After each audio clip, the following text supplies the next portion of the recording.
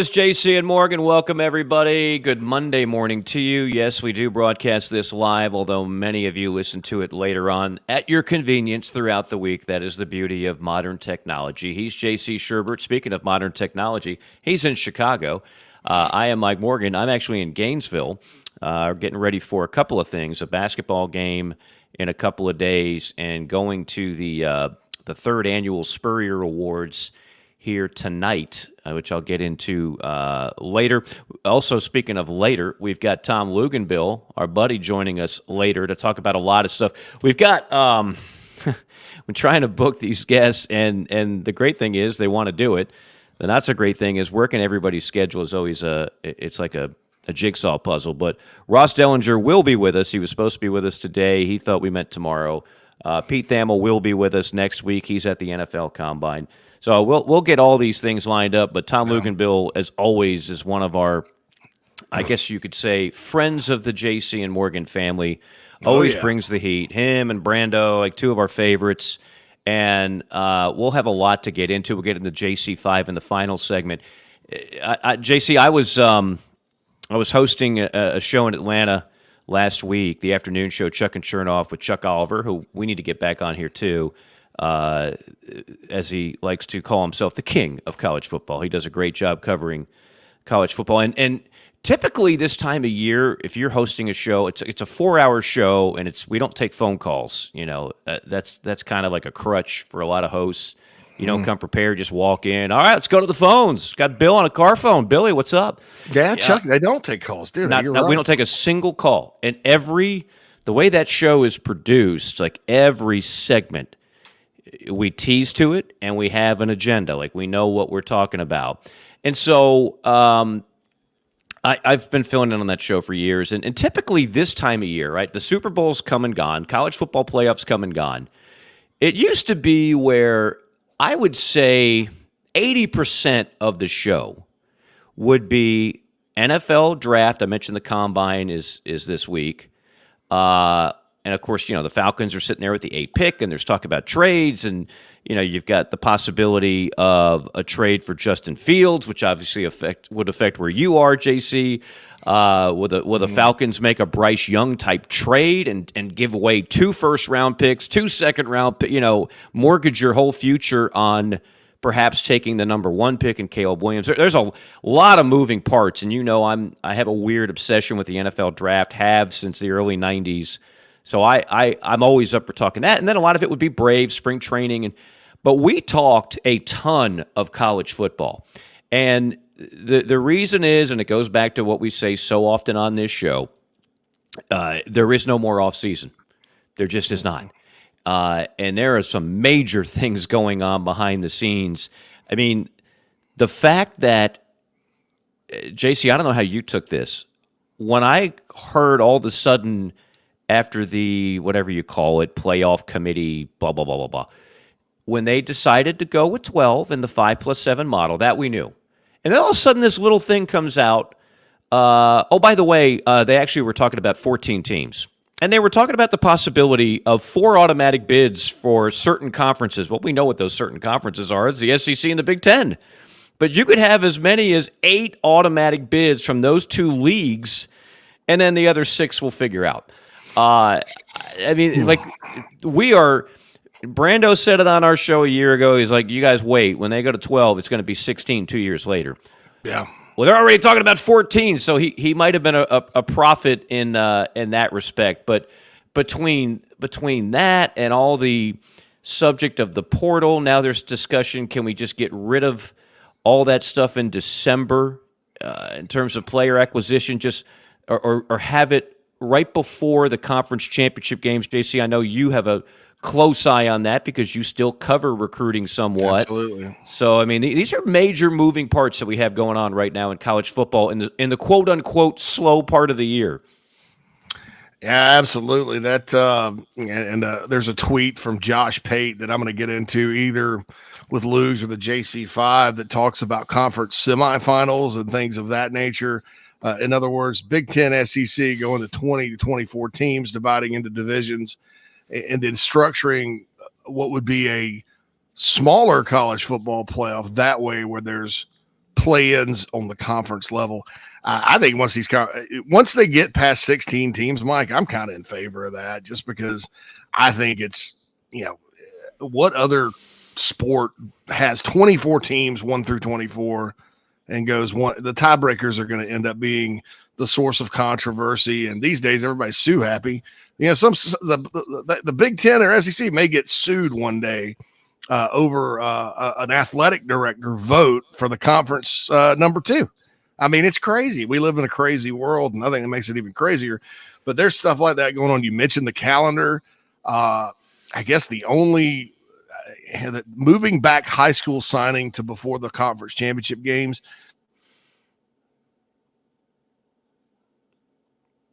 Uh-oh.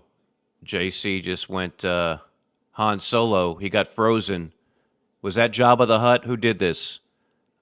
Oh, he's more than frozen. He be gone. He's coming back. Lando Calrissian is going to help him. That's about as many Star Wars references as I have. I'm not exactly a Star Wars nerd and haven't seen any of those movies in 20 years. There he is back. We thawed him out just like they did Han Solo. Yeah, I mean, look, that stuff. I was in the middle. I'm just going to talk in smaller, shorter sentences now until I actually. You sound great. You sound great. Well, yeah, I got my mic set up good. Camera looks good, but I actually went to Verizon mic and got their home internet. They're giving like a free trial or something, and so I'm going to do it today. I should have done it before, JC. But had a nice restful weekend, right? So I'm going to get back to where I have my own 5G in my office to connect to. And, because we got boys and they get on game, like nowadays, PlayStation, all that stuff, streaming, it all connects to soaks your up Wi-Fi. A lot of bandwidth. Yeah. So my bad on that, but there's a lot going on. And with the calendar specifically, I don't know. Do I think moving the high school signing date back 2 weeks is going to matter? Probably not. There's very little activity that goes on then. What it does do is completely screw new coaching staffs, because they're going to actually take jobs on signing day. I mean, think about this. It's going to back up all the coaching carousel stuff, which I think is an overrated topic. People get fired mid-season, and you still, with very few exceptions, like an Urban Meyer, Ohio State kind of deal, very few exceptions do they not drag into December anyway. So we'll see what happens there, but certainly a lot going on, like you said, and looking forward to hashing it all out, especially with our boy Lugs. I'm going to say one thing on this subject quickly, because I think all the college football fan bases out there, if you're a fan of a particular school, you certainly keep up with college basketball as well. And we had another court storming incident. So this is just a quick aside. I've been in several arenas where we're calling a game, and all of a sudden the court is stormed. And so I've been on the front lines of that, where you're like ducking and just hoping some, pike or Sig Ep doesn't decide to use you as a hurdle to leapfrog onto the court. It can be a little chaotic. I will say that. I've never feared for my life or anything. But I've seen a number of these. Heck, the most recent one that almost happened, we had a situation calling a game, Tennessee at Mississippi State this year. Mississippi State was ready to storm. And what happened was there was a whistle, it stopped the clock at 0.5 seconds. It's one of those where everybody thinks the game is over. Wait a minute, no, it's not. There's a few ticks left. So they went back, and that gave it extra time for the security to warden off any potential court storm. This is newsworthy. It's going to be talked about. It already has ad nauseum since Filipowski, the Duke player, got banged up on a court storm, and but combined with the Caitlin Clark situation a couple weeks ago. I have, and this does translate to football, because how do you get fined now if you're in the SEC? You storm the court, you storm the field. Those are both SEC fines. What is it, $100,000, give or take? I can't. It doesn't matter, because they all have the money to cut the check. It's not a deterrent per se. Really, it comes down to, as a school, do you want to allow the fans? I mean, who could forget Tennessee beating Alabama 2 years ago, tearing down the goalposts and bringing it over to the river, right? Like, I mean, it is really cool. And TV's a big part of it because it looks really cool on TV, right? If you just read about a court storm or a field storm and tearing down the goalposts, if this was like back in, the 1950s, and then an unruly fan base for the Southern Cal Trojans came down, and oh boy, things got a little bit out of hand, and Johnny took the goalpost and he threw it down. See? Yeah, I tell you, see? Right, this is Scoop Thompson here, live up from the press box and the bird's eye view of the stadium. Those rapscallions, they got a little bit unruly. It doesn't quite... I don't think I've ever used that word. It doesn't quite translate well in print, but on TV, damn it, it looks good. And so coaches and administrators have known that the PR, the positive PR you get outweighs cutting a check for $100,000. It just does. So now, if the only thing that was going to truly put an end to it, and we're talking both sports here, would be if a player gets hurt, or if just like a massive brawl breaks out. And we have had situations where somebody's run onto a field and they got clocked on a field, on a court. There's been videos of that. That hasn't been enough to stop it. This, I'm afraid, and I don't have a hot take on this one. There's nuance to everything. I've always been like, if you control it, like if you just get ahead of it, there's a way to do this and make sure that a block of security guards are all around the opposing team and ain't nobody getting near them. We used to have a thing called law and order, right? Like you make sure you can eliminate this stuff. It's not that difficult. But we don't do enough to make sure that the opposing team, the visiting team, is completely secure. So when you don't do that and you leave coaches and players in harm's way, that is a one-way ticket to get rid of this for good. And I'm afraid that's where we might be headed. I've always been one like, it is a cool thing, and I don't want to see it be eliminated, but if you can't be responsible enough with your security staff and it was complete. Of course, I haven't stormed the court much in Winston-Salem here lately. They haven't had much, but Coach Forbes that's a really good hire. I had him at the SoCon championship years ago when he won that at Chattanooga. Like, that's a great hire, and he's taken a moribund program, and they're good. By the way, they were favored in that game. That's the other thing. Do you really storm a court or a field when you're a 1.5-point favorite? I don't know. That seems to me to be a little weak. He's East Tennessee, Mike, by the way. I'm sorry. I said Chattanooga. Lamont Paris came from Chattanooga. Yeah, that's the only reason I'm getting my directional Tennessee schools confused. They're easy to mix up, believe me. Yeah. So, but anyway, I just that's been like a hot topic, and again, you're going to get a lot of people that are just easily right away, like a magnet, flock to this has got to be eliminated entirely. This was always a terrible idea. This is dangerous. This is awful. Da da da da. There's a possibility there's a little nuance here in that there is. You could have all of this, JC, but just make sure you do a better job of protecting the visiting team. But I'm afraid with this latest, with all the attention this is getting and the Caitlin Clark, they might just come out and say, hell no, it's over. Never think about storming the court of the field again. Yeah, ring the court of the field with security at the end or whatever. But look, I think it comes down to personal responsibility. And I think these days in our social media world where human beings are accustomed to being able to say or do anything they want without consequence and not getting punched in the face, I think that plays into it, especially when you're talking about intoxicated college kids, man. Yeah. We all were in college at once. I assume we all were intoxicated when we were in college at one time. And there's a whole lot of bravery that gets injected into your veins. And I just think it's stupid. Why? I mean, you just won the game. Why are you going to sit there and try to, run into or shove an opposing player, or even put your hands on them? And then I also think, hey, look, there is nuance. First of all, preach personal responsibility. Second of all, get that security. I mean, in football, there's 5-6 state troopers that take the opposing coach off the field in normal circumstances. Right. Okay. you may need to beef that up a little bit. Maybe you need to think about basketball, but we'll get to that. I mean, it is. I agree with you completely. There is a way to thread the needle and make it do some preventative work, preach some personal responsibility, say, look, this is not cool, and if you do this, you're going to jail.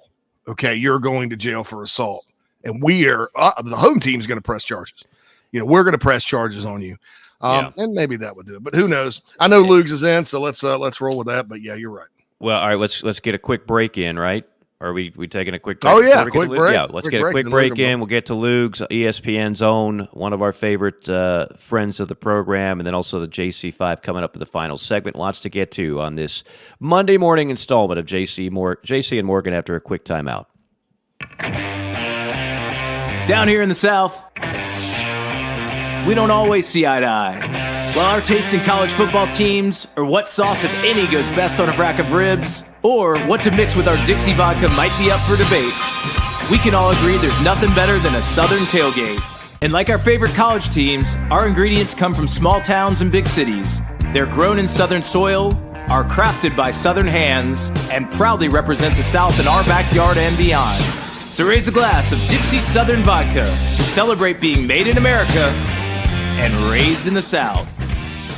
Hey, folks, want to tell you about our friends at Titan Construction Group really quick. They're a mid-Atlantic-based general contractor, specializes in retail, restaurant, and office construction. TCG strives to separate itself from other general contractors by adding value every step of the process. From project budgeting to estimation, value engineering to construction, they focus on those relationships and not the transaction. Titan builds partnerships one project at a time. Among their clients are Starbucks, Crumble Cookie, Blake Pizza, Home Goods, 15 plus years experience, based in Midlothian, Virginia, and contracted in Virginia, West Virginia, North Carolina, and South Carolina. So get on their website, TitanCGinc.com. That's TitanCGinc.com. Get in touch with Brad if you're in need of a general contractor that focuses on going above and beyond for their clients. That's Titan Construction Group, a proud sponsor of the JC and Morgan podcast. South Carolinians, this message is for you, as well as for people in Georgia, Florida, and Tennessee. If you think you may need work done to your roof or a new roof altogether, there's one simple name to remember: Elite Roofing and Restoration. South Carolina native Jeremy Johnson has been helping people in the South make sure they have the very best people checking on and building new roofs for over 25 years. Fully licensed, bonded, and insured, they provide the best service possible. Call or email today, 678-781-1998. That's 678-781-1998. Or you can go to EliteRoofingGA.com. Schedule a no-hassle, free inspection today. Wind damage, hail damage, or just wear and tear. Don't settle for second best. Let Jeremy Johnson and Elite Roofing and Restoration take care of it all for you today.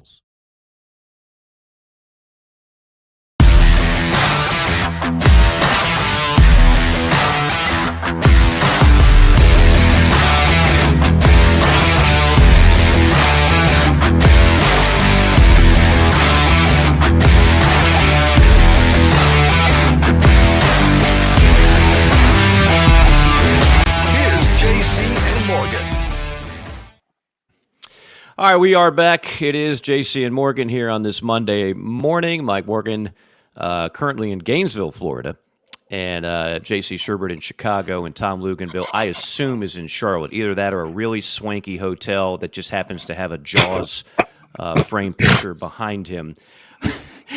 Luke's, you'd be proud of me, Luke's.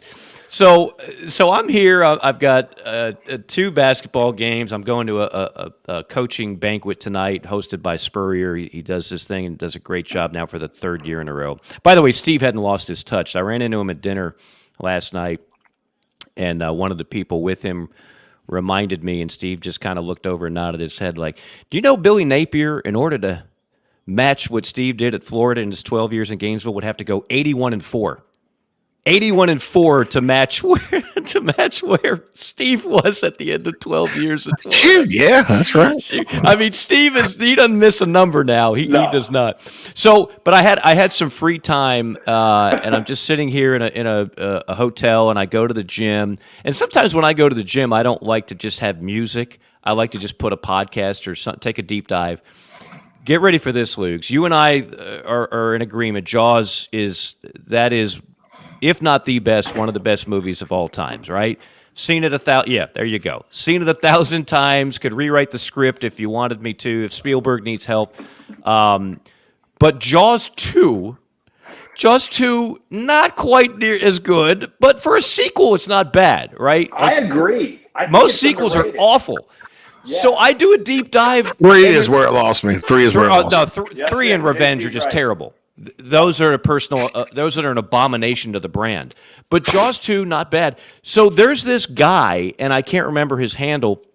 It's this British guy, and all he does is deep dives on Jaws, and he'll interview former cast members. Okay. So he's interviewing all the teenagers that were in that movie. Oh yeah. And he's talking about the movie, and I didn't realize this. Roy Scheider wanted no part of that movie. It was a package deal. When they signed him to do Jaws 1, they said you also have to do Jaws 2 and Jaws 3. So he figured he could get out of that contract. And they said, no. So he had just done Marathon Man. Like, Roy Scheider was becoming a true movie star. He wasn't just Chief Brody at that point. He had to pass up on a little movie called The Deer Hunter to do Jaws 2. So he was going to be in The Deer Hunter, which is like an Oscar movie with De Niro and Christopher Walken, and then the guy who was in Godfather 1 and 2. Yeah, it was Fredo, who did it while he had cancer. He did it while he had cancer. That's right. I think Meryl Streep was in that too. I think you're right. He was dating Meryl Streep at the time. So he had to pass up on that to do this movie with a bunch of teenagers on sailboats being chased by a mechanical shark. And supposedly, he couldn't have been more difficult to work with. Him and the director would get in fights.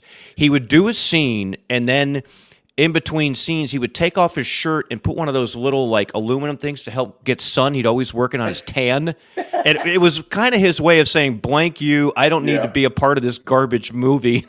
I should be in The Deer Hunter right now. So you had that. You had all these teenagers. So this was my deep dive over the weekend. Jaws 2, not Jaws 1, but the making of Jaws 2. Hey, the helicopter scene is actually pretty good. It is good, yes, where he tries to save the kids, and then the shark eats the helicopter and the pilot. That actually part was brilliant. Now, not to take a far right turn here, but I'm going to anyway. Now, your microphone's a little low. Let me just warn you. It is? My microphone is low? You're good now. You just need to get closer to it. It's good. You just need to get a little closer to it. We got JC hot, and we got you low, and I'm somewhere in the middle. Sorry. So let's all just get synergized. We've got it all covered. We got it all the varying degrees of audible. So I'll try to speak up then. I was listening to you guys before you went to break on the whole court and field storming thing. Yeah. And I have to remind y'all, there wasn't a damn person there to protect me at Duke against Clemson. That's right. Opening game on Labor Day night. That's right. I will say this, guys. That was, in my 10 years on the field, that was my maybe 5th or 6th field storming. Yeah. But what made it so hilarious is that those Duke kids, they let them on the field with 3 minutes to go in the game. Right. That was not a field storming when the clock went to 0 and everybody jumps over the wall. Right. If you go back and you can actually Google it, and I'm standing on the white of the sideline, and there's probably 5,000 Duke students standing on the field behind me and up above in the stands, and not one of them stepped foot on that field until that game was over with. Right. Like, I don't know how they had the discipline, the wherewithal, but it was like, all right, well, we're going to storm the field, but in the utmost level of respect, we're going to wait for that clock to go to 0, and then we're going to behave ourselves. Well, it was bizarre, guys. Do they still have the track around that field at Wallace Wade? Okay, last time I went, took it out, lowered the stands. They've actually done a great job with it. Like, their scoreboard's phenomenal. Their press box is phenomenal. Obviously, it's a one-level stadium, but they did add some when they took the track out. They've actually done a really good job with that. But, yeah, I was just listening to your guys' commentary because I know it's been an issue in basketball and obviously in football and things of that nature. But, it's like everybody so badly wants to be a part of something. right? And they let that overshadow their conduct and their decorum. And to your point, JC, like, we're in a society right now where there is no accountability. Just go do whatever you want. There's no consequences, no big deal. So it's no wonder that when something like this happens, everybody's more willing to do it because they don't believe there's going to be any consequence for their actions. We're also in a mob mentality state of mind where, like, these kids would never do it if it was 10 people storming, right? No. But when you're with a couple of thousand, you feel like you can get away with anything. I mean, that's what we've seen the last few years. Like, you just travel in herds and do whatever the hell you want, and there's no consequences. And so it's the same thing as anything else in life. All it takes is a couple of idiots to ruin it for everybody else. So if you could trust that all the students would actually storm, it's not just students, there are some alums that do this too. Oh, yeah. Then it would be fine. Just stay away from any. If you see somebody with an opposing uniform, get the hell out of the way. Yeah. Don't even get close. It's on you. It's not their responsibility to get out of your way. It's your responsibility. Right, they're supposed to be there. I mean, like, Filipowski didn't do anything wrong. He's just trying to walk off the court.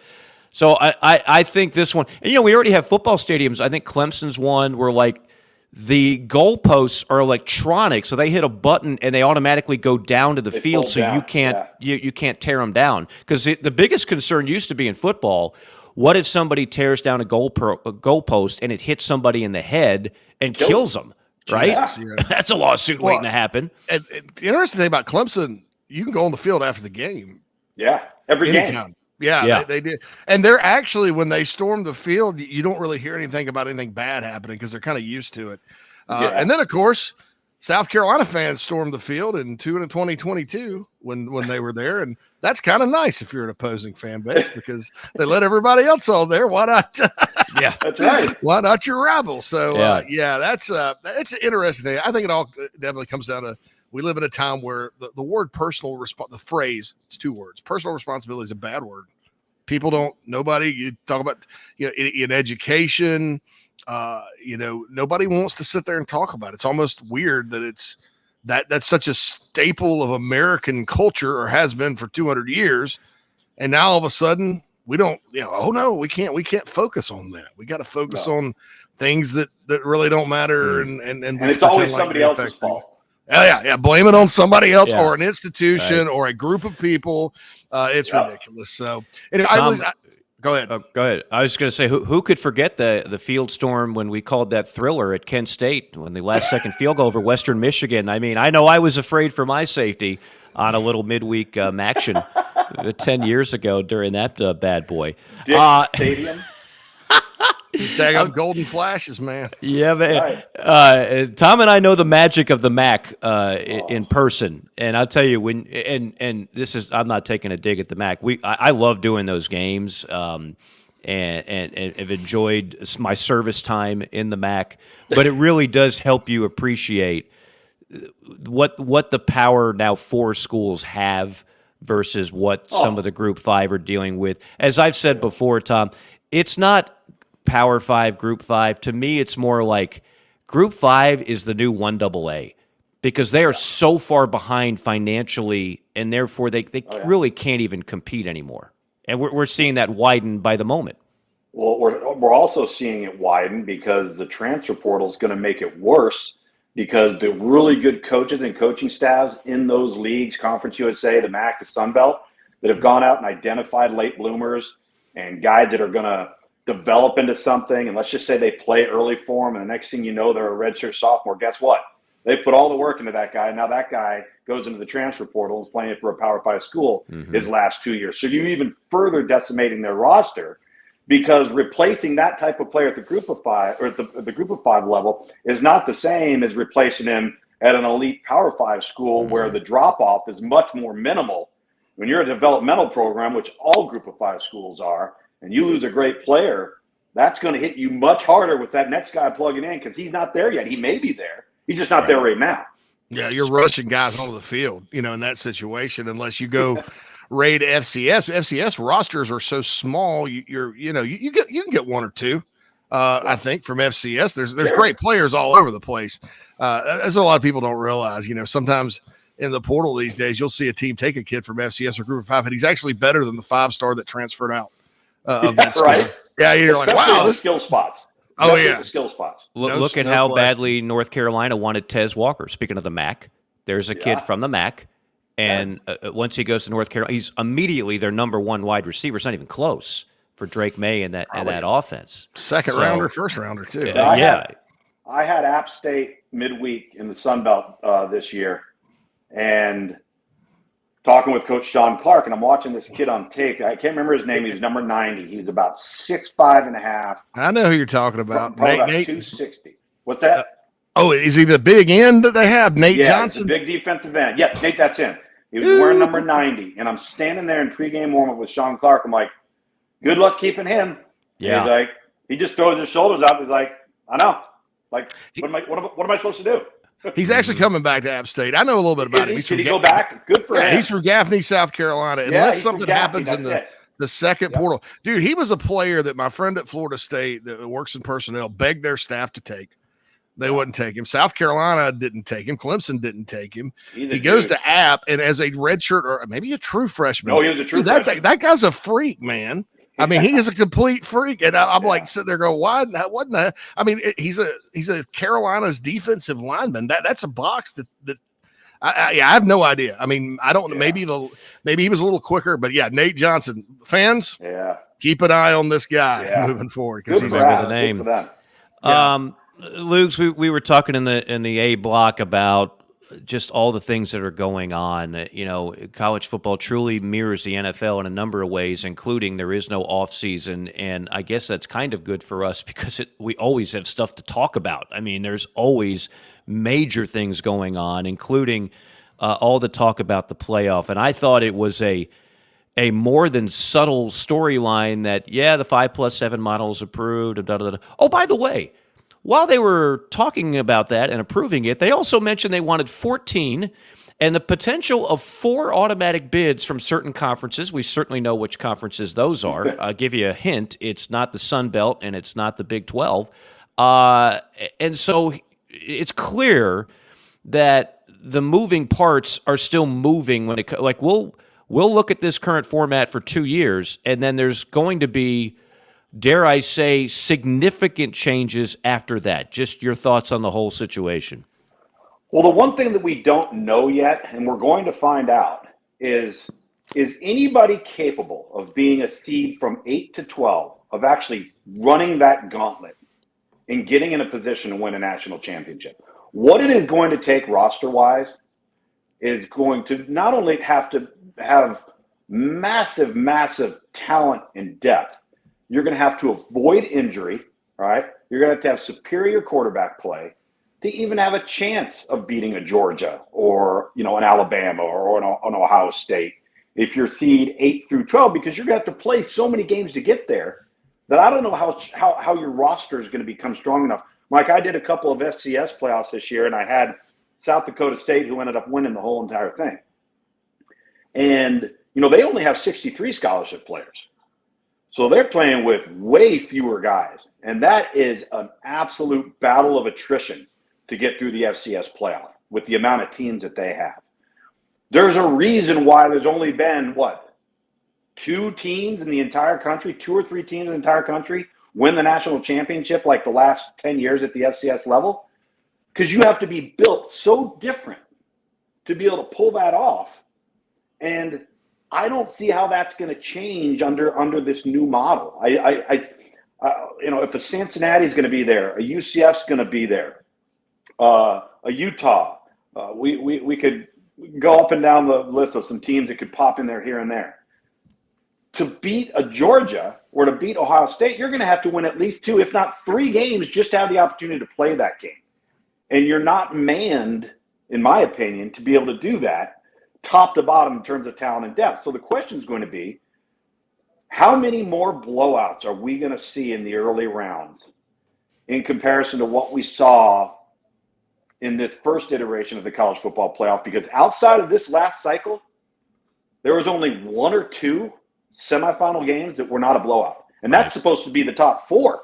What happens when we pit Georgia, who would have been 6 this year, against 12 or 7 versus 11? What happens? And so I'm really looking forward to seeing what happens with that. I think what you're looking at is it's going to be kind of interesting, and people. I don't think the fact that the first round is going to campus sites is being talked about enough, and I think that eventually will be something that's going to lead to expansion because you win the SEC, and let's say you're Alabama and you beat Georgia. Well, Georgia now gets a home game for losing. And Athens is crazy again, and they're all fired up.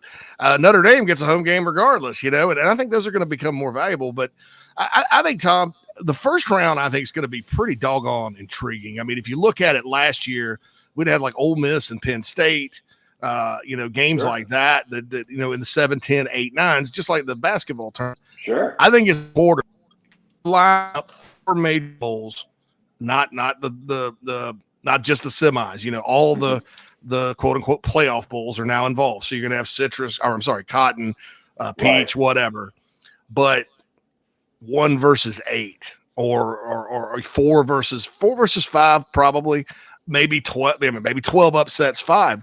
And I think depending on how many upsets we do have in the first round, like teams going and winning road games because those teams are evenly matched, is going to impact the level of I guess competitiveness of those games, because there is a bigger gap, in my opinion, between 1 and 7 than there is between 7 and 12 in most instances. Totally agree. And saying that 12 is not the group of 5 thing, but I mean, think about this: Florida State, and I know Liberty got waxed, but Florida State this year, because of what happened to their quarterback situation, they're hosting Liberty. With the quarterback situation like the Knowles had, that's a scary game, I would think, in the first round. So but I'm with you. Like, you're going to have all this hype for the first round, a lot of great games, and then it's going to die in the quarters, and that's going to be the key. Yeah, I couldn't agree with you more, because there is a big gap between 1 and 7 and everybody else, and that's why everybody's wanting to expand. And I'm like, okay, well, ask yourself this question. I understand we want access involved in this process, whether you agree or disagree with that. This is a billion with a B proposition now, right? Used to be what, 475 million was the contract at ESPN. Now it's going to be way over $1 billion. Don't kid yourself. This is all about money. But those teams, I have to ask myself, are there actually 12 teams that could win the national championship? No. I mean, are there really? No. Are there 8? Maybe. Maybe. I think it's much more realistic that there are 8, but 12? Come on. I think I agree with you 100%, but I don't think that's the way they look at it. No, I mean, you mentioned money. It's like the basketball tournament. Are there 68 teams truly capable of even making the Final Four? The answer is no. Like, we have Cinderellas, which is great, and basketball lends itself to the upset much more than college football. Absolutely. You can have an FAU and a San Diego State in basketball. You can't have that in college football. It doesn't happen. It's the most predictable sport that we have at the top every year. Like, our friend Barrett Sallee just came up with like a projected 12-team playoff. And and of course, the top 4 seeds are the conference champions. So what does he have? He's got Georgia. He's got Ohio State. Does it sound familiar? He has Clemson in the ACC. And because the Big 12 is about to lose Texas and Oklahoma, he's got Oklahoma State. So that's like the one new fresh blood, if you will, and all that. I think the bigger motivation for this is obviously money. Like, that's a no-brainer. But it's the inclusion aspect. And so people say, like, well, why does a Tulane and why do the American and the Sun Belt, why are they so adamant about getting an automatic bid? Which I'm convinced is the only reason, Tom, why they're there is the threat of litigation. You can't convince me otherwise. They didn't want to deal with the potential, right? We need to do a whole show one day. It'll bore everybody to tears, but I want to learn about antitrust exemption because I keep hearing that thrown around, and I used to hear it with Major League Baseball. But it's a real thing, and it does make people very scary in the litigious world that we live in. But just to say that they made it, so you get the money, and then you get to say, you print out T-shirts like Tulane 2024 college football playoff. You put up a banner, something. It is a big deal for those schools just to say they got there. I'll make another analogy.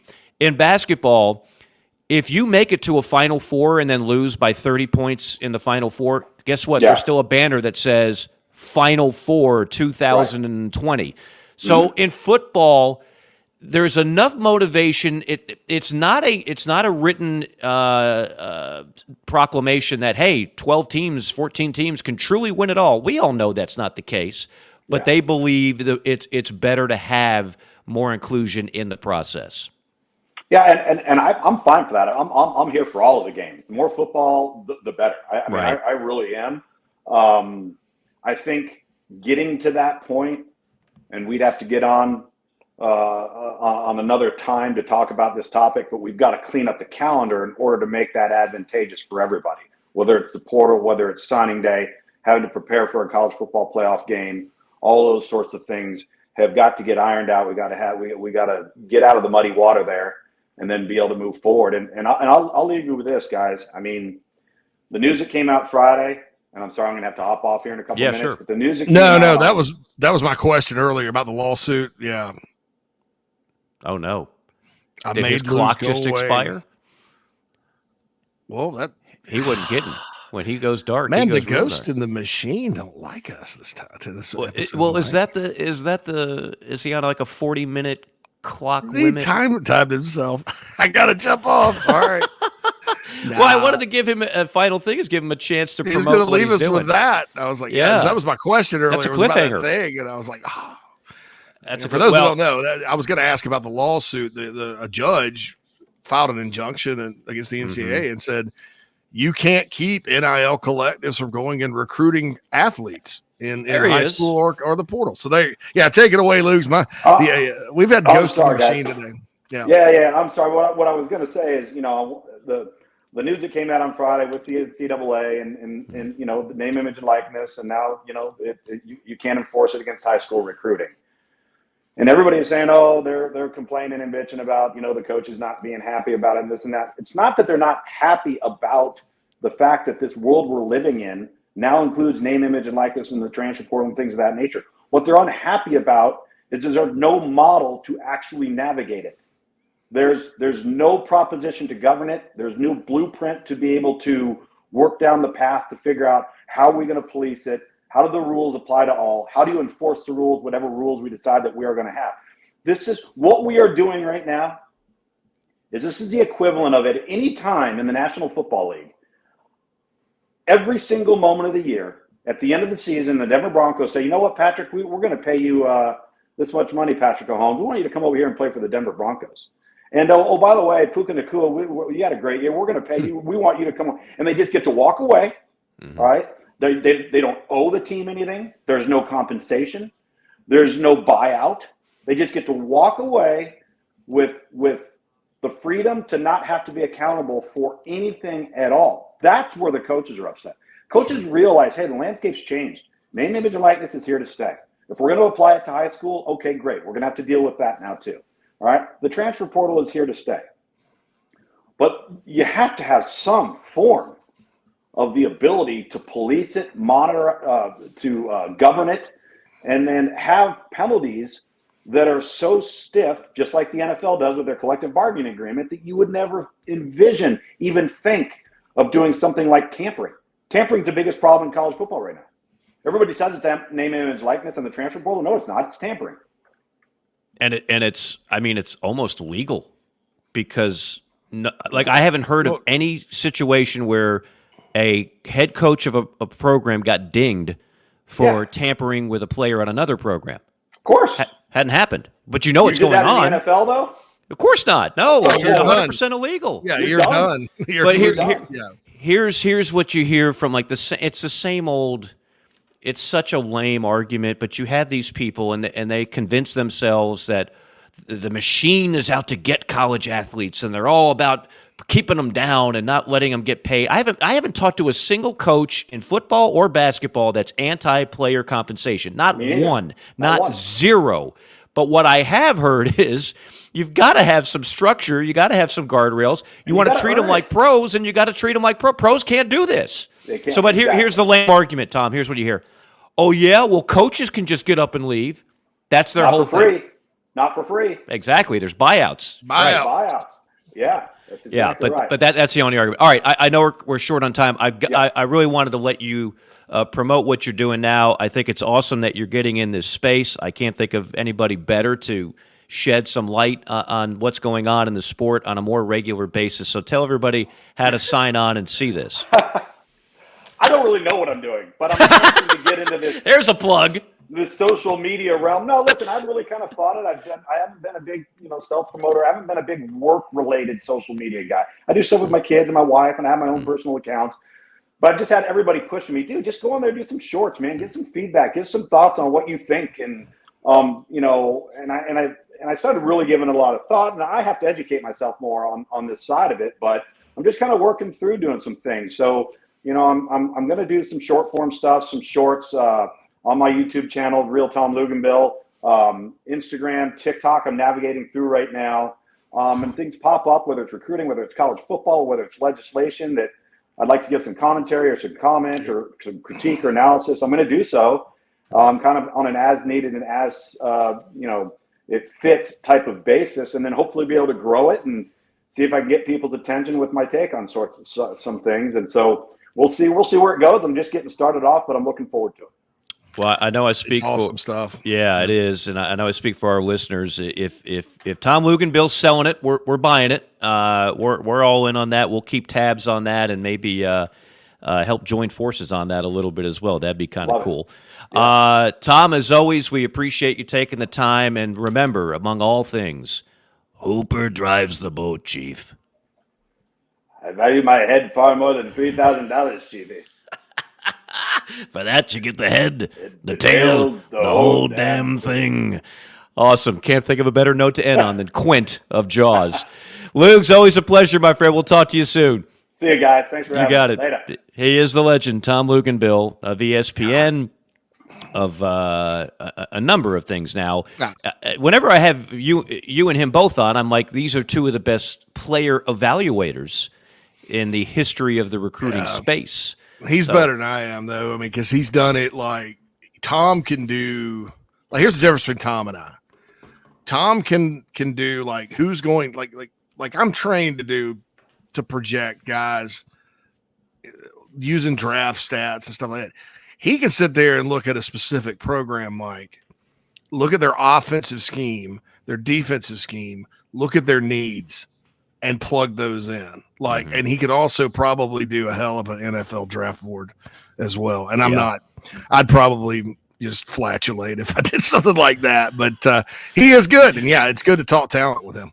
No, it is, and he's always had a good handle on the sport. Again, father was a coach, Lugs was a quarterback, and there are some people that cover this sport that truly look at it from all angles and want it to succeed. And then, as we've discussed, there are others that truly feel like every time you read what they say or hear what they say, it's like, here's a guy that truly hates college athletics, but somehow is making $100,000 to write about it or to talk about it. Yeah. Like, dude, nobody said you had to do it. If you really hate it that much, find another vocation. Most of them are like big soccer fans too. That you'll see their tweets and nothing against soccer. I love soccer. We love soccer. Yeah, Columbia. We're going to talk some soccer on ITG. Halfback passes to center. Nothing against soccer, but you can tell because you'll get a tweet from them at 11 in the morning or 8 in the morning. They're drinking a Guinness and they're watching all fired up about Manchester United versus whoever and all that. And it's like, well, that's where your passion is, buddy. Yeah. Why you write all this hateful stuff about college football? And I wonder what they thought about Ted Lasso. That's kind of those two worlds colliding. But anyway, that's it. I'm glad we got to that lawsuit thing, Mike. That lawsuit thing's ridiculously and we'll talk crazy. more about. I mean, basically what they said. And look, I've said this before. I've had multiple coaches say, Mike, this is not NIL. We're buying players. If you want to be honest, we're buying players. That lawsuit just said the quiet part out loud. You are now allowed to, in the recruiting process, just come out and basically let the whole world know, ostensibly, we're buying players. And the NCAA can do nothing about it. Nothing. And some of these state laws, it's going to come back to bite them because I'm curious to see if there's any fine print in the law that says a collective from another school is barred by law from soliciting your players. I wonder if that's part of it. Because if it's not, that means so-and-so from the Classic City Collective in Athens can be on the phone with whoever from Florida or Georgia or Tennessee's players and be like, hey, man, what's up? Let's talk for a little bit.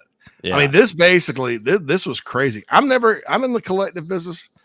I don't really have the stomach to do anything like that unless it ends up being common. But I kind of have more respect for the game than to sit there and try to poach other people's players. But might this be part of the JC5 potentially? It sort of is. But anyway, yeah, let's just get to that. I'm sorry. I can go on. That was just something that I forgot. I thought about Sunday we were going to talk about.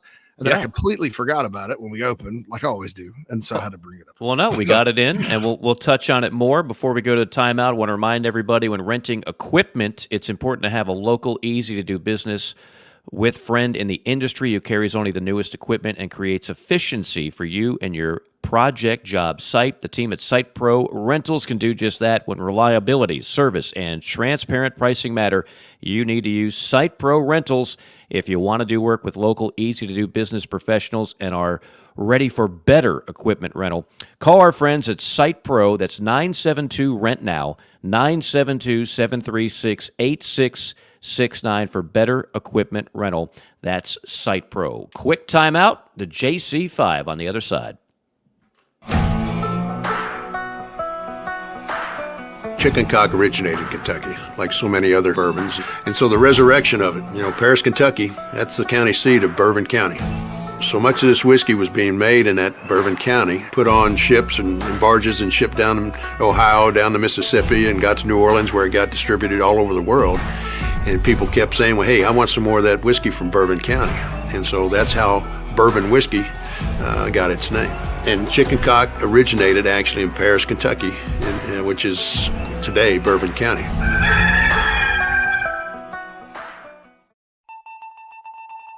Listen up. This is for construction professionals, contractors, facility managers, or do-it-yourself homeowners. Site Pro Rentals is ready to equip your upcoming project. We rent construction equipment for any size job. Boom and scissor lifts, telehandlers, skid steers, excavators, air compressors, generators, even small tools and equipment. Site Pro has you covered. If you are ready for better equipment rental, call Site Pro and rent from the local, friendly, easy to do business with equipment professionals. Call 972-RENT-NOW. That's 972-736-8669 to rent the newest equipment in the Atlanta market. Call 972-RENT-NOW or visit siteprorentals.com.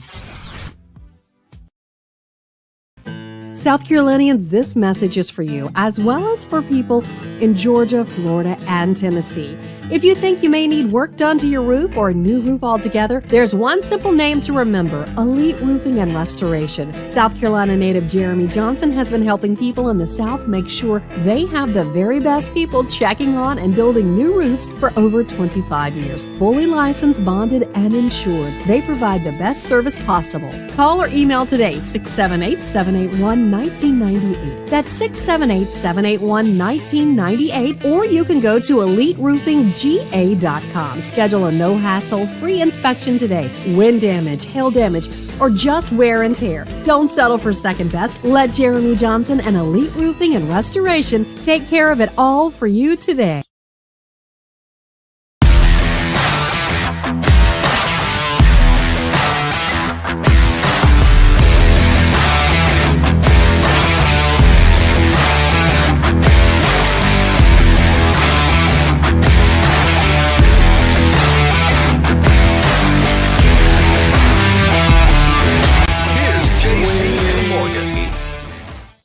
We are back for the top topics in the sport. We bring the JC5. Number Mr. one. Announcer doesn't just have great pipes. He's not afraid to be intrusive, and I respect that because he's passionate about introducing one of our favorite segments. You know it, you love it. It's become an international sensation, and often it will dictate the morality of a great nation. It is the JC5, compiled by a staff of one. That is the great mind of Sherb Nation. Absolutely, Mike. Got to sit there. Okay, so Josh Pate's tweet. It was like, okay, so this is he called it baked in to discussions. Baked in, it usually means it's like baked into the cake. Like, you got something's in that cake, right? And I don't know. Josh Josh has his opinions and he's well sourced, so I tend to kind of believe what he says. But he says the SEC and Big Ten are going to further expand, move into divisions, have intra-conference playoffs. Speculated that, there could be SEC Big Ten brackets to see who gets in the playoffs to face the other schools in maybe a condensed version of the college football playoff with not as many teams. All this speculation. So I must just ask you straight up: SEC takes 6 teams. Who do you think they should take? If you could have anybody within reason, not Notre Dame, but anybody sort of within reason in kind of a contiguous state and all that. All right, let me understand this again. We're taking 6 teams from the Southeastern Conference for what exactly? To expand to 22. So we're adding 6 teams to the Yeah, ACC. actually, okay. adding 6 teams. With that bunch of ACC and then the Big 12 and then whoever else, who are you going to eye? Because if you're going to get 6 more, that's what it takes to make.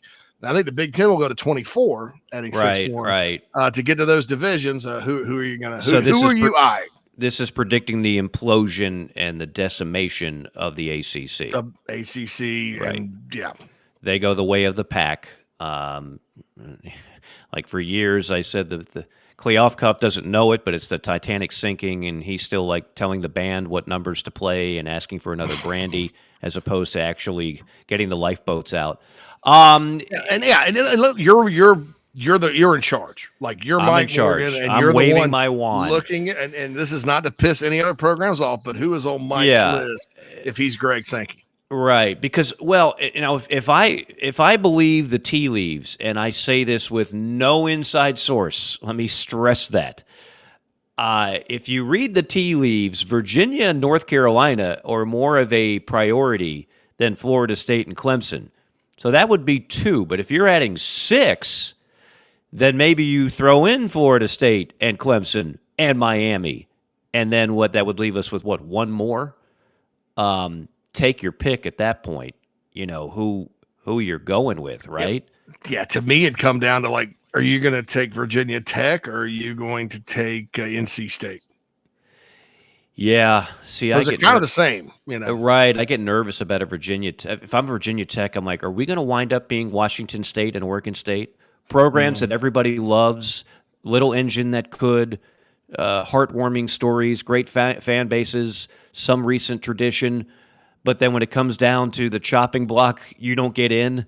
The door is caddy barred, and for whatever reason, justifiable or not, you're the odd man out. I hope that's not the case.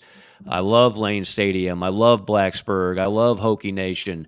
But I wonder if we're adding 6, North Carolina, NC State's a thing. Now, I don't think that this is anywhere close to happening, that many teams.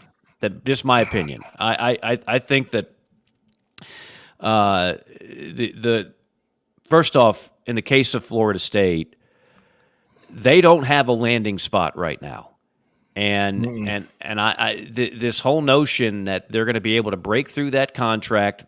Trust me, if they could have done it, they would have done it. They haven't done it.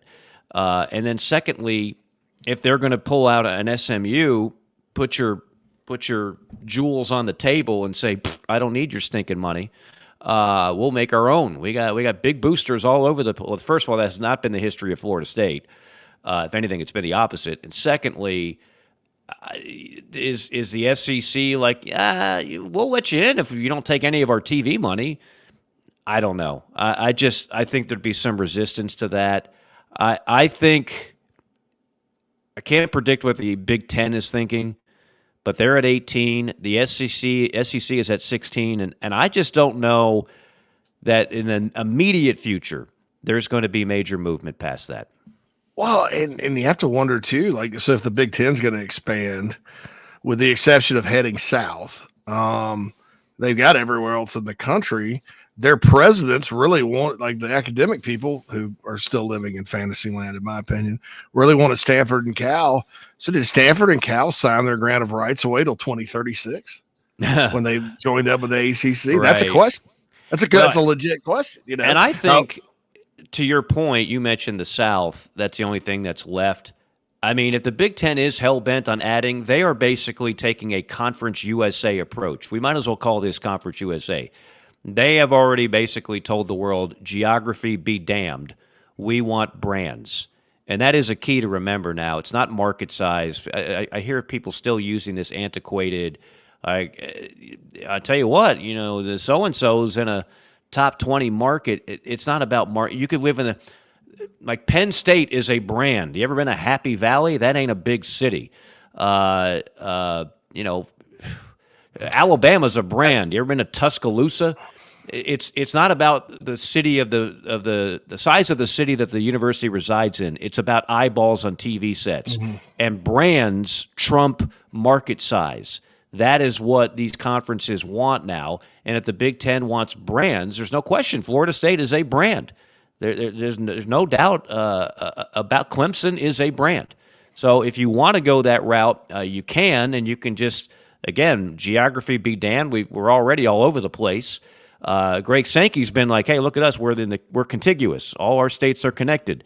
The Big Ten has already said, we don't care about all that. We're flying charter flights across the country to play football games, and we'll figure the rest out when we have to figure the rest out. Yeah, it's gotten carazy. You have to wonder, kind of like a place like Georgia Tech, would they fit in? Well, that's one. I'm so glad you said that. To kind of get in, they're going to be. Everybody's going to say, "Oh, they got the Atlanta market." Really? No, but they're not a brand. Somebody said this on the show that I was on last week. Like Georgia, I can't. Who could resist the market size of Atlanta? Atlanta is Georgia Bulldog territory. Georgia Tech, having lived in the Atlanta now for 14 years, is not even top 5 fan bases. Because you've got other SEC schools ahead of them. You've got Florida State ahead of them. You've got Florida, Tennessee ahead of them. And Georgia dominates the landscape of Atlanta. So when you hear, Georgia Tech's got Atlanta, they're not a brand. They're not in this discussion. They are kind of left over in the cold, if you will. They're not that much different than Washington State and Oregon State, in that they are not a brand. They just reside in a bigger city. But that's not what these particular conferences are looking for right now. And those that may bring up Rutgers and Maryland, back then that was the thinking. Yeah, right. Yeah. And I think actually, although those two teams struggle, I think it's worked. I think it's worked for the Big Ten to get into those markets and become the conference for the top northern fourth of the country. It's kind of crazy. All right, sleeper. Okay, go ahead. Number 2. There we go. It's official. Mike, you love the NFL draft. Give me one sleeper quarterback for this draft in your mind. Ooh, I like that. Look, everybody knows as part of Chief Sports, we're involved in another show, so I'm not just saying this to please the masses because I don't roll that way. I call it like I see it. But I can tell you, if you get Spencer Rattler in the 3rd round, to me, that's a hell of a value pick. It just is. And the only reason why he's slipping that far, yes, in a paper-thin margin of, well, this guy's an inch and a half taller, and this guy's a tenth of a second faster. Yeah, there is some of that when you stack up Spencer to the top 3-4 guys that are going to go. But also, people saw this past season, and he didn't put up eye-popping numbers. Well, why didn't he? Because he had no offensive line. Very often, he didn't have much in the receiving core other than Leggett, who was hurt at times, and didn't have a great running game to work with. Whereas some of those other guys were dealing with more of a stacked deck and going up against weaker defenses and weaker conferences. That's just one name that comes to mind. The wild card in all of it is Penix. Penix lost a lot of money in the national championship game because he looked bad. And he's had multiple surgeries on key joints in that body, and he's not young. So Penix, who at one point was like considered a potential top 10 pick, he could actually fall to the 2nd round. That could actually be a thing because I'm hearing McCarthy 1st round.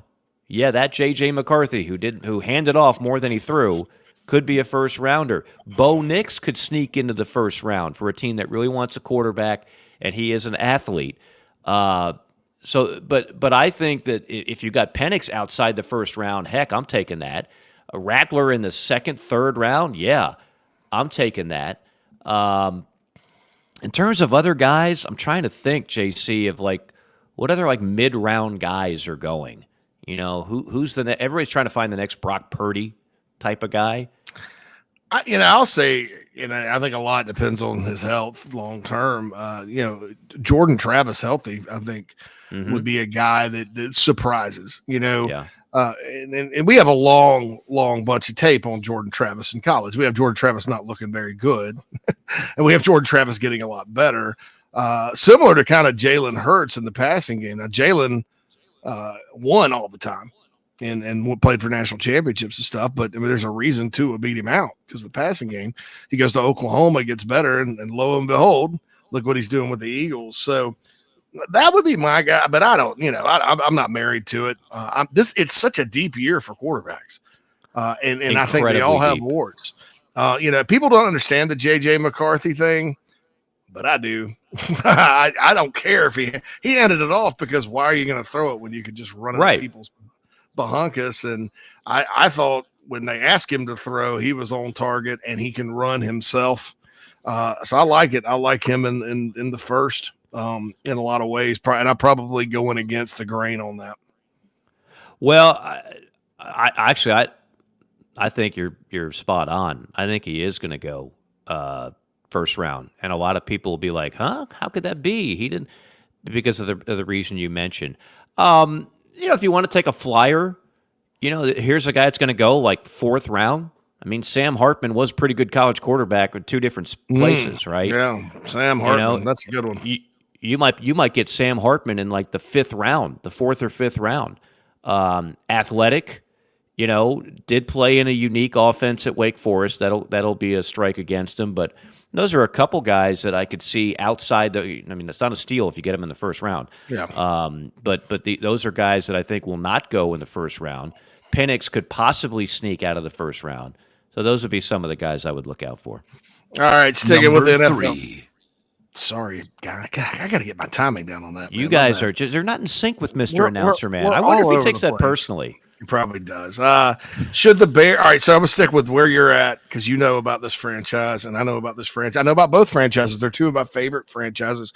Gun to your head: if the Falcons and Bears want to do a deal for Justin Fields, should they do it? I said this on Atlanta radio last week when Field Yates of ESPN. He's one of those draft gurus, and he was saying, "Okay, here's what you do, Atlanta. You give up your number 8 pick in the overall draft, which you could get like a Dallas Turner perhaps out of Bama as a rush end, an absolute hellraiser, or you could get a stud offensive lineman, or you could get one of the many stud receivers.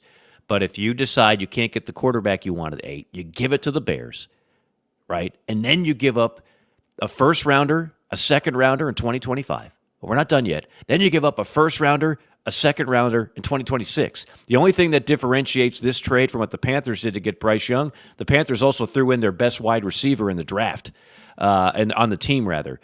I don't think that's a wise move. I'm not going all in on Justin Fields. I'm sorry. And I think Justin Fields, he gets I think Chicago should stay with him for one more year, just because I'm not sold on Caleb Williams. You mentioned that a few times, and you're not alone on that. There's strong sentiment still that Drake May could go ahead of him. That's not a done deal. But you know how superstitious people are, and the Bears went down in infamy drafting Mitch Trubisky from the University of North Carolina over Patrick Mahomes and Deshaun Watson. Yeah. Ouch. 9 spots of traded up. No, they didn't trade up. Did they? They trade up to get Mitch Trubisky? I think they did. So anyway, I believe so. Yes.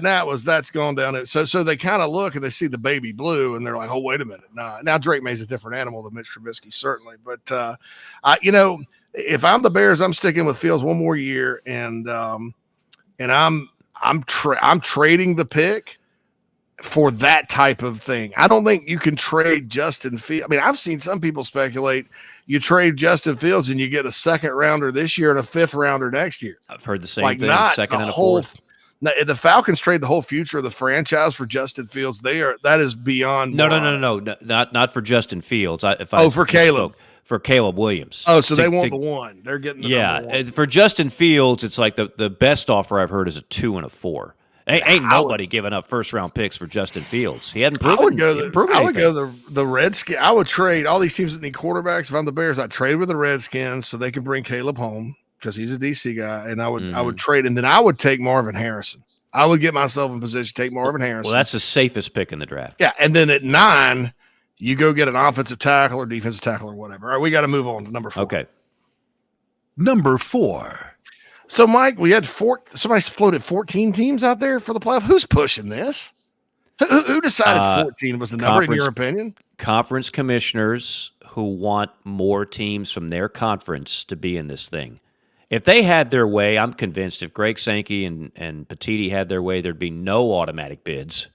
It'd just take the top 14 teams, and it'd be loaded with SEC and Big Ten teams. But that would piss off a lot of other people, and the threat of litigation would be there. And so what they're saying now, I think, is the feeling is 2 more teams. That's 2 more SEC Big Ten teams. Again, I'm not in that room, and they're not going to say that publicly, but that would be my guess. That's who's pushing for it. Yeah, I think so too. 14 was just a weird number instead of 16 to me. It was almost like we want more, but then we don't want the SEC, blah, blah, blah, blah, blah. So it's kind of weird. All right, so Number 5. Wrapping up, we're very familiar the last few years, 20 years with Michigan State as a rivalry. Mark D'Antonio had a lot of success against the Wolverines. That program fell on some hard times, bad hire, bad fire. They got a guy named Jonathan Smith from Oregon State. I'm pretty high on, right? As a more with less guy. Michigan also had a coaching change, promoted Sharon Moore in 3 years. Who's doing better in the eyes of their fan base? Jonathan Smith at Michigan State or Sharon Moore at Michigan? My fear is for Sharon Moore, who seems like a really good guy and certainly was worthy of the hire. My fear is that to live up to what Harbaugh just did is going to be almost an impossible task. So you've now given people a taste, and you know my theory, when you show fan bases the high watermark, they now think that should be the norm. So they now believe that Michigan has arrived, and you just hand off the baton to the assistant, and he does the same formula that just won Michigan a title and just beat Ohio State 3 years in a row. And I don't think that's going to happen. So based on that, will Michigan have more wins than Michigan State? Yeah. But based on expectations, I would be more nervous about that hire as opposed to what you got at Michigan State, and you just followed a disaster. Like, this is like when you're performing on stage, you want to follow the kid that, wet his pants and can't carry a tune and got stage fright. And like, yeah, I could do better than that. I was nervous before, but now I can do better than that. Well, following Mel Tucker is like following that kid who just wet his pants on stage. So by the basis of your question, I'll say Smith and Michigan State. Totally fair. All right, that does it for the JC5, and I guess our show, Mike. This was fun. Does it. This is a lot of fun. Yeah, this is always fun. Thank everybody again. You do a better job of doing this than me, JC, but I'll give it a shot. We're on everything. We're on YouTube. We're on Facebook. We're on Twitter. We're on iTunes. We're on Google Play. And we're on Spotify, which I think is our number 1 carrier in terms of how you people. The visual, it's not about seeing us, but it is about just seeing some of the things that are concocted on the screen that I think are pretty cool. So when I listen to a show or a podcast, I like the YouTube version, but that's just me. You can also check out the website, jcandmorgan.com. We'll start getting more into the mailbox here in the upcoming weeks, and we got more great guests for you coming up. Our thanks again to Tom Luganbill. Our thanks again for all of you in the thousands throughout the national landscape of college football that choose us each and every week. For JC, for Mad Dog, Phil Molinax, Mike Morgan saying so long. We'll see you next time on JC and Morgan.